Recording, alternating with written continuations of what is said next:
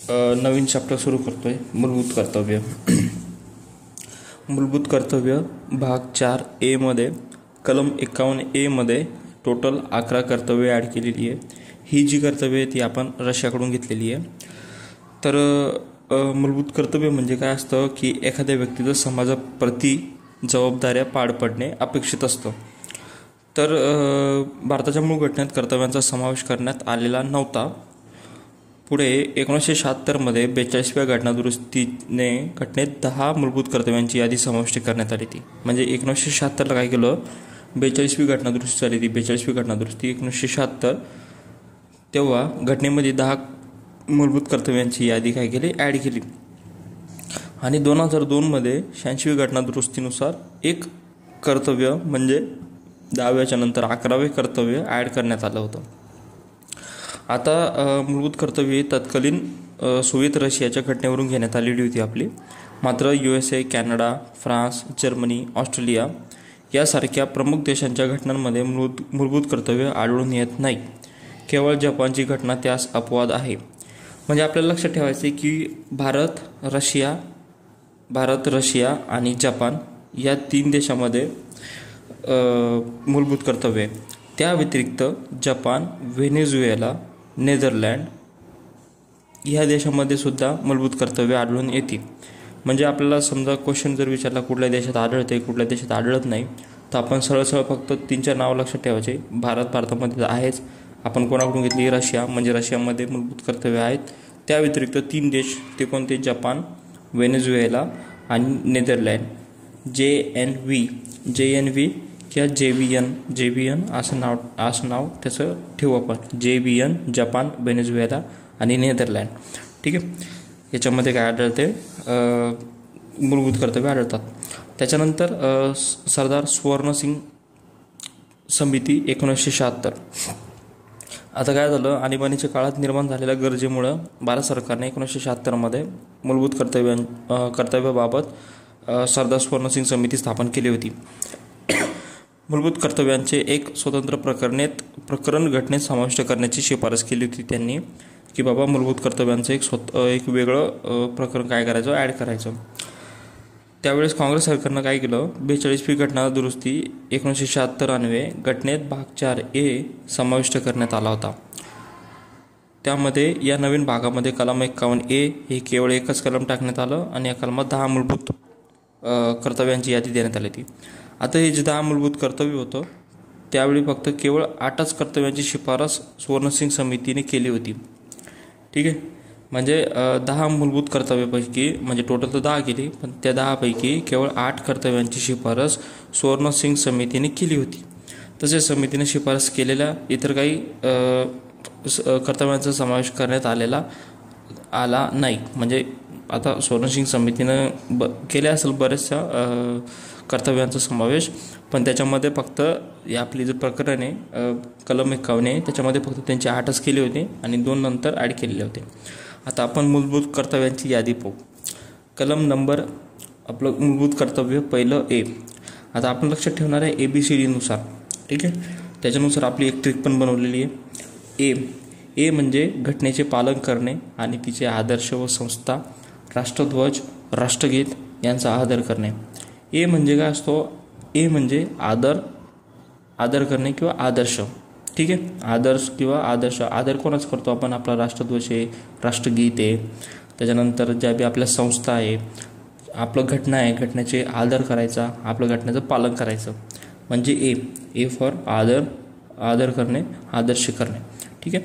त्याच्यानंतर B मध्ये काय येतं, ज्यामुळे आपल्या राष्ट्रीय स्वातंत्र्य लढ्यास स्फूर्ती मिळाली त्या उदत्त आदर्शाची जोपासना करून त्याचे अनुसरण करणे. म्हणजे स्वातंत्र्य लढा जो झाला त्याच्यातून आपल्याला जी स्फूर्ती मिळाली त्यांच्या आदर्शाची काय करायची, जोपासना करायची व त्याचे काय करायचे, अनुसरण करणे. B म्हणजे काय असतं, बॅटल. म्हणजे बॅटल म्हणजे जी बी स्वातंत्र्य लढा झाला त्याच्यातून काय घ्यायची, जी स्फूर्ती मिळाली आहे त्याची काय करायची, आदर जोपासना करायची, त्याचे काय करायचे, अनुसरण करायचे. त्याच्यानंतर C मध्ये काय असतं, भारताचे सार्वभौम, एकता, एकात्मता उन्नत ठेवणे व त्यांचे संरक्षण करणे. सी म्हणजे काय करू आपण, सार्वभौम. सी म्हणजे सार्वभौम. सी सार्वभौम किंवा कनेक्ट. आपण काय करतो, कनेक्ट करतो. कनेक्ट म्हणजे एकता एकात्मता, कनेक्टिव्हिटी असते ना आपली, एकता एकात्मता उन्नत करणे. किंवा सार्वभौम, सी फॉर सार्वभौम, सार्वभौमत्व, एकता व एकात्मता उन्नत ठेवणे व त्यांचे संरक्षण करणे. म्हणजे आपली जी एकता आहे, युनिटी, एकात्मता आहे, जे आपण कनेक्शन असतं आपलं, ते काय करायचं, उन्नत ठेवायचं, त्याचं काय करायचं, संरक्षण करायचं. That is C. त्याच्यानंतर डीमध्ये येतं देशाचे संरक्षण करणे व आवाहन केले जाईल तेव्हा राष्ट्रीय सेवा बजावणे. डी म्हणजे काय असतं, डिफेन्स. डिफेन्स म्हणजे संरक्षण करणे, कोणाचं, देशाचं डिफेन्स करणं. त्याच्यानंतर आपल्या राष्ट्राची सेवा करणं, हे काय असतं आपलं कर्तव्य आहे, ते येतं डीमध्ये. त्याच्यानंतर ईमध्ये काय येतं, धार्मिक, भाषिक व प्रादेशिक किंवा वर्गीय भेदांच्या पलीकडे जाऊन भारतातील सर्व जनतेमध्ये सामंजस्य व बंधुभाव वाढीस लावणे, स्त्रियांच्या प्रतिष्ठेला उणेपणा आणणाऱ्या प्रथांचा त्याग करणे. म्हणजे बंधुभाव वाढीस लावणे, स्त्रियांच्या प्रतिष्ठेला उणेपणा आणणाऱ्या प्रथांचा काय करणे, त्याग करणे. म्हणजे स्त्रियांचे जे बी कर्तव्य आहे ते त्यांना भेटलं पाहिजे, स्त्रियांचे जेवढे पण अधिकार आहेत ते त्यांना भेटलं पाहिजे, ज्याच्यातून त्या सफर करतात, ज्या गोष्टी, ज्या प्रथा आहे त्या त्यांच्यापासून त्यांना काय करायचं, मुक्त करायचं. आता ई म्हणजे काय असतं, इक्वॅलिटी. इक्वॅलिटी म्हणजे आपण काय करू, भेदभाव नाही करायचा. आपल्याला भेदभाव नाही करणं म्हणजे धार्मिक आहे, भाषिक आहे, प्रादेशिक आहे, वर्गीय आहे, याच्यामध्ये भेदभाव नाही करायचा. आपल्याला काय करायचं, बंधुभाव वाढीस लावायचा आहे. पण त्या व्यतिरिक्त स्त्रियांची जी प्रतिष्ठा आहे ती राखायची, आपल्याला प्रथांचा त्याग करायचा आहे. ठीक आहे, हे येतं ईमध्ये. नंतर एफ म्हणजे आपल्या संमिश्र संस्कृतीच्या समृद्ध वारशांचे मोल जाणून ते जतन करणे. एफ म्हणजे काय करणे, आपली संस्कृतीचे जतन करणे. सिंपल, संस्कृती व समृद्ध वारसा, संस्कृती आहे आपला जो बी वारसा आहे त्याचं काय करायचं, जतन करायचं आहे. आता एफमध्ये काय येतं, एफ म्हणजे येतं फोक म्हणजे नसतं काय, फोक डान्स असते. फोक म्हणजे आपले सांस्कृतिक कार्यक्रम असतो ना तो, त्याच्यामुळे लक्षात ठेवायचं की फोक्स म्हणजे आपली जी बी संस्कृती आहे ती समृद्ध ठेवणे, आपली जी पण वारसा आहे ती काय करायचं, जतन करायचं आहे. त्याच्यानंतर जी म्हणजे वने, सरोवरे, नद्या व वन्यजीवसृष्टी यासह नैसर्गिक पर्यावरणाचे रक्षण करून त्यात सुधारणा करणे व प्राणीमात्रांबद्दल दया बुद्धी बाळगणे. आता जी म्हणजे काय असतं, जी म्हणजे ग्रीन. ग्रीन म्हणजे काय असतं, आपलं पर्यावरण असतं, नैसर्गिक असतं, नद्या असत्या, सरोवरे असते, वन असतं, प्राणी असते, यांचे काय करायचं, रक्षण करणं, यांची दयाबुद्धी बाळगणं, त्यांच्याबद्दल, प्राणीमात्रांबद्दल, नैसर्गिक पर्यावरणाचे रक्षण करणं. हे काय येतं, जीमध्ये येतं, जी फॉर ग्रीन. त्याच्यानंतर एच म्हणजे विज्ञाननिष्ठ दृष्टिकोन, मानवतावाद व शोधक बुद्धी, सुधारणावाद यांचा काय करणं, विकास करायचा. आता एच म्हणजे काय असणार आहे, विज्ञाननिष्ठ दृष्टिकोन काय असतो, एक असतो काय असते, हाय थिंकिंग असते किंवा हाय माइंडसेट असतो. ठीक आहे, दृष्टिकोन काय असतो आपला, एक हाय माइंडसेट किंवा हाय थिंकिंग असते, त्याला काय म्हणू शकतो आपण, विज्ञान दृष्टिकोन. तो काय करायचा, विकसित करायचा. मानवतावाद आहे तो काय करायचा, विकसित करायचा. ठीक आहे, तो एचमध्ये येतो. एच म्हणजे हाय थिंकिंग किंवा हाय माइंडसेट म्हणजे विज्ञाननिष्ठ दृष्टिकोन. त्याच्यानंतर आयमध्ये येतं सार्वजनिक मालमत्तेचे रक्षण करणे, हिंसाचाराचा निग्रहपूर्वक त्याग करणे. म्हणजे मालमत्तेचे रक्षण करायचं आणि हिंसाचाराचा काय करायचा, निग्रहपूर्वक त्याग करायचा. आता मालमत्तेवर काय आठवतं आपल्याला, इन्कम. आपला जो इन्कम आहे, आपली जी मालमत्ता आहे, आपली मालमत्ता कोणती, सार्वजनिक मालमत्ता, जी सरकारी मालमत्ता आहे किंवा स्मारक आहे, रस्ते, रोड आहे, लाईट आहे, त्याच्यानंतर वेगवेगळे जे बी शोभेच्या गोष्टी केलेल्या असतात, गार्डन असतं, या गोष्टीच्या मालमत्तेचे काय करायचं, रक्षण करायचं, त्यांचं हिंसाचार निग्रहपूर्वक त्याग करायचा. म्हणजे त्यांचं हिंसाचार होऊ द्यायचा नाही, तो काय करायचा, त्याग करायचा. आय म्हणजे इन्कम म्हणजे मालमत्तेचे रक्षण करणे, हिंसाचार त्याग करणे. ठीक आहे, आय. त्याच्यानंतर जेमध्ये येतं राष्ट्र सतत उपक्रम व सिद्धी यांच्या चढत्या श्रेणी गाठत जाईल, अशा प्रकारे व्यक्तिगत व सामुदायिक कार्याच्या सर्व क्षेत्रांमध्ये उत्तमता संपादन करण्यासाठी झटणे. आता याच्यामध्ये काय सांगितलं त्यांनी, आपलं सतत उपक्रम आणि सिद्धी काय करायची आहे, चढत्या श्रेणीत गाठत जाईल. अशा प्रकारे व्यक्तिगत व सामुदायिक कार्याच्या सर्व क्षेत्रात उत्तमता संपादन करण्यासाठी झटणे. आता जेमध्ये काय असणार, आपण जॉईंट एफर्ट घेऊ किंवा जॉईंट प्रोग्राम घेऊ. आता प्रोग्राम काय असतो, जॉईंट प्रोग्राम, जॉईंट एफर्ट म्हणजे आपण काय करायचं, सतत उपक्रम व सिद्धी काय करायची, गाठत जायची. व्यक्तिगत किंवा सामुदायिक कार्य, सामुदायिक म्हणजे जॉईंट, सामुदायिक म्हणजे जॉईंट असं तर. आणि जॉईंट एफर्ट म्हणजे काय असतो, आपलं जी बी सिद्धी आहे, कार्य आहे, श्रेणी आहे, ठीक आहे, सर्व कार्यामध्ये सर्व क्षेत्रामध्ये. त्याच्यानंतर एफर्ट किंवा आणि प्रोग्राम काय असतो किंवा सतत उपक्रम व सिद्धी हे काय करायचं, चढत्या श्रेणीत गाठत जाईल असं आपलं काय करायचं आहे, संपादन करणे, त्याच्यासाठी झटायचं. त्याच्यानंतर शेवटचं कर्तव्य ते आहे के म्हणजे जो जन्मदाता असेल किंवा पालक असेल त्याने आपल्या अपत्यास अथवा पाल्यास, ठीक आहे, त्याच्या वयाच्या 6व्या वर्षापासून ते 14व्या वर्षापर्यंत शिक्षणाची संधी उपलब्ध करून देणे. ठीक आहे, हे मूलभूत कर्तव्य 86वी घटना दुरुस्ती 2002ने समाविष्ट केले आहे. आता केमध्ये काय असतं, के म्हणजे नॉलेज एज्युकेशन ते काय दिलं आहे आता, म्हणजे जो जन्मदाता असतो किंवा जो वडील असतात किंवा जे पालक असतात त्याला काय करायचं, त्याची जी मुलं असतात त्याला वयाच्या 6 ते 14 वर्षापर्यंत त्याच्या शिक्षणाची संधी काय करायची, उपलब्ध करून द्यायची. आता आपण पाहिलं की 42वी घटना दुरुस्तीनुसार मूलभूत हक्क ॲड केला होता. 21 शिक्षणाचा हक्क म्हणजे प्रत्येकाला काय असतो, शिक्षणाचा हक्क दिलेला आहे. आणि तो हक्क कसा आहे, तो सक्तीचा आणि मूलभूत हक्क दिलेला आहे त्यांना. ठीक आहे, 21 मध्ये दिला आहे. त्याच्यानंतर कलम 45मध्ये राज्यावर धोरणं आखायची टाकलेलं आहे की 0 ते 6 वर्षापर्यंत त्यांचे काय करायचं, मुलांचं काय करायचं, संगोपनाची काय करायची व्यवस्था करायची, त्यांच्या शिक्षणाची व्यवस्था करायची. जसं ICDS आहे, अंगणवाडी आहे.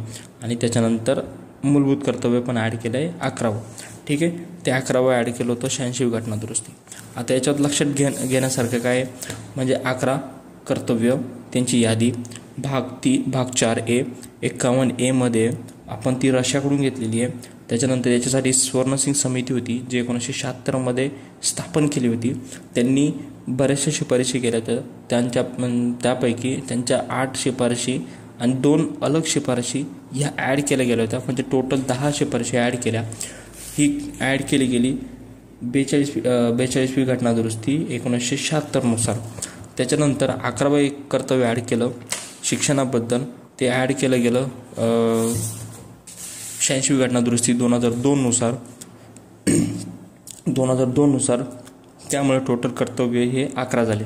आता कर्तव्यांची वैशिष्ट्ये म्हणजे नैतिक कर्तव्य. आता जसं आपण मागच्या चॅप्टरमध्ये पाहिलं होतं की जे आपले सल्लागार होते BN राव यांनी काय केलं होतं, जे बी आपले मूलभूत हक्क, जे बी हक्क आहे, वैयक्तिक हक्क आहे ते डिस्ट्रीब्यूट केले ते न्यायप्रविष्ट आणि गैरन्यायप्रविष्टमध्ये. ठीक आहे, गैरन्यायप्रविष्ट कुठे गेले, राज्य धोरणाचे मार्गदर्शक तत्वामध्ये गेले. आणि त्यांनी जी मार्गदर्शक तत्वे आहे त्यांना काय सांगितलं की ही राज्याची नैतिक कर्तव्य आहे. ठीक आहे, त्याचप्रकारे काय आहे मूलभूत कर्तव्यांची वैशिष्ट्ये. त्याच्यापैकी काय आहे की काही नैतिक कर्तव्य आहे आपले आणि काही नागरी कर्तव्य आहे. ठीक आहे, नैतिक कर्तव्य काही नागरी कर्तव्य. ठीक आहे, हा एक काय आपला एक वैशिष्ट्य आहे. त्याच्यानंतर म्हणजे आपलं जर म्हणायचं जर झालं तर स्वातंत्र्य लढा जे बी झालं आहे, आपलं बॅटल झालं आहे, त्याची कशी आदर्शाची जोपासना करणे आपले नैतिक कर्तव्य. आता जे घडून गेलेलं आहे त्याची आपलं काय करणं, जोपासना करणं म्हणजे नैतिक कर्तव्य. आणि राष्ट्रध्वज आहे, राष्ट्रगीत आहे, यांचं काय करायचं, सन्मान करायचा. म्हणजे ती करंट आहे, जी चालू आहे सध्या, म्हणजे ती नागरिक कर्तव्य आपले, बरोबर, ते नागरिक कर्तव्य. त्याच्यानंतर पुढचं काय आपलं की भारतीय परंपरा, धर्म आहे, पद्धतीचा विचार करण्यात आला आहे. ठीक आहे, या आपल्या कर्तव्यामध्ये. आणि दुसऱ्या भाषेत ही कर्तव्य भारतीय जीवन पद्धतीचा अविभाज्य घटक असलेल्या मूल्यांचे काय आहे, प्रतीक आहे. हे आपलं काय असते, वैशिष्ट्य आहे. तिसरं एक असं वैशिष्ट्य आहे, मूलभूत हक्क नागरिकांना तसेच परकीयांना उपलब्ध होतात. ठीक आहे, मूलभूत हक्क नागरिकांना तसेच परकीयांना उपलब्ध होतात, मात्र मूलभूत कर्तव्य केवळ नागरिकांनाच लागू होतात, एवढं लक्षात ठेवायचं. आता मूलभूत हक्क आपण काय पाहिले ते की 15, 16, 19, 29, 30 ही कर्तव्य सोडून ही कर्तव्य फक्त नागरिकांनाच लागू होतात. 15, 16, 19, 29, 3. त्या व्यतिरिक्त आपण पाहिलं होतं कलम 14, ठीक आहे, कलम 14 त्याच्यानंतर 19च्या नंतर 20, बरोबर. कलम 14, 20, 21, 22, 23 ते डायरेक्ट 30पर्यंत 29पर्यंत 28पर्यंत ही जी कलम आहे ती सर्व परकीयांना पण लागू होतात. पण 15, 16, 19, 29, 30 ही फक्त भारतीयांना लागू होतात. पण मूलभूत कर्तव्य फक्त भारतीयांना लागू होतात, ती बाहेरच्या लोकांना लागू होत नाही, ठीक आहे. त्याच्यानंतर 4, मार्गदर्शक तत्वांप्रमाणेच मूलभूत कर्तव्यसुद्धा न्यायप्रविष्ट नाहीत. ऑब्वियसली आपल्याला माहिती आहे की फक्त न्यायप्रविष्ट फक्त मूलभूत हक्क आहे. गैर न्यायप्रविष्टमध्ये प्रस्तावना येते, राज्यधोरणाचे मार्गदर्शक तत्त्वे येतात, मूलभूत कर्तव्य येतात, त्यामुळे ते न्यायप्रविष्ट नाही. आता मूलभूत कर्तव्यावर टीका झाल्या त्या की संविधानाविषयी दुराग्रह आहे, सर्वसमावेशक नाही आहे. सर्वसमावेशक म्हणजे याच्यामध्ये काय झालं की कर्तव्यांची यादी अपुरी सांगितली, जसे की मतदान करणे, कर भरणे, कुटुंब नियोजन या कर्तव्यांचा काय केला होता, समावेश नाही केला. कर भरण्याच्या कर्तव्याची शिफारस स्वर्णसिंग समितीने केली होती. कोणी केली होती? स्वर्णसिंग समितीनं. पण ती ॲड केली का? ती ॲड केली गेलेली नाही. त्याच्यानंतर अजून एक टीका झाली, मोगम तरतुदी आहे, उदात्त संमिश्र संस्कृती दाखवते, नैतिकतेची जंत्री. म्हणजे आता ही कर्तव्य न्यायप्रविष्ट नाहीत, त्यांच्या पाठीशी दंड सत्तेचा अधिकार नाही, त्यामुळे ही कर्तव्य केवळ नैतिक तत्त्वे आहेत, ठीक आहे. स्वर्णसिंग समितीने असं केलं होतं की जर त्यांचे उल्लंघन केल्यास शिक्षेची शिफारस केली होती की बाबा जो बी हा कर्तव्याचं उल्लंघन करेल त्याला काय होईल, शिक्षा होईल. त्याच्यानंतर नागरिकांच्या गुलामीची सनद आहे, व्यावहारिक गोंधळे चुकीच्या ठिकाणी समावेश केला. म्हणजे काही लोकांची टीका आहे की कर्तव्याचा भाग 4ला जोडण्याऐवजी भाग 3ला जोडला पाहिजे होता, कारण मूलभूत हक्कांच्या बरोबरीचा दर्जा देत होतो असं त्यांचं म्हणणं होतं. अशी टीका झालेली. आता मूलभूत कर्तव्यांचे महत्त्व. आता महत्त्व काय आहे? आता महत्त्व जर झालं तर पहिलं येतं की आपल्याला ते नागरिकांची काय कर्तव्य काय असतात नागरिकांना जाणीव करून देतात, देशाप्रती, समाजाप्रती. त्याच्यानंतर आपलं जे राष्ट्रध्वज आहे ते जाळायचं नाही, त्याची मालमत्तेचे नासधूस करायचं नाही, आपल्या समाजाप्रती चांगले विचार ठेवायचे. त्याच्यानंतर नागरिकांसाठी कर्तव्य काय एक स्फूर्तीचा स्रोत आहे, म्हणजे जबाबदारी शिस्तची जाणीव करून देते, भावनेस आपल्या जबाबदारीच्या भावनेस काय करते, प्रोत्साहन देतं, ठीक आहे. त्याच्यानंतर एखाद्या कायद्याची घटनात्मक वैधता तपासण्यासाठी न्यायालयात मूलभूत कर्तव्यांचा आधार घेऊ शकतो आपण, असं याच्यामध्ये दिलं आहे, ठीक आहे. मूलभूत कर्तव्य कायद्याद्वारे अंमलात आणता येऊ शकतात.